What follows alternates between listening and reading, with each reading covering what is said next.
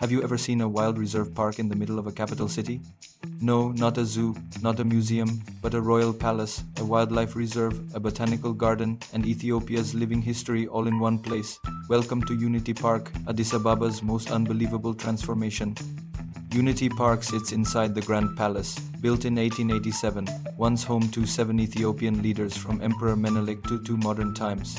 This is where history breathed. The iconic egg house, Menelik I's prayer room, office, and watchtower still stands. Nearby, the throne hall, where emperors met foreign dignitaries.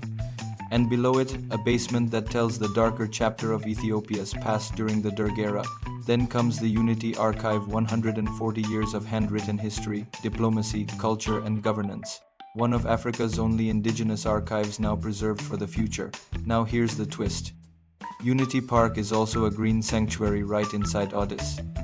Meet Ethiopia's pride, the black-maned lions inside a zoo designed like Safomar Cave, complete with waterfalls, echoing animal sounds, and hidden viewing windows.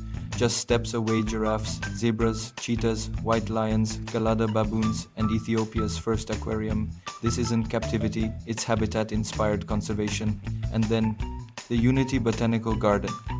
Over 230 plant species, 5 Ethiopian agroecological zones, rare endemic plants thriving under a high-tech greenhouse right in the city. Unity Park isn't just about nature and kings, it's about people.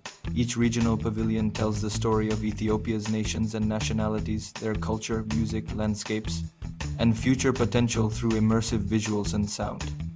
Every structure here is handcrafted. No machines, just Ethiopian artistry, tradition, and pride. Unity Park is not just a destination, it's Ethiopia's past, present, and future breathing together in one space. If you ever thought Addis Ababa was just a city, Unity Park will change your mind. Like, share, and subscribe for more Ethiopian stories.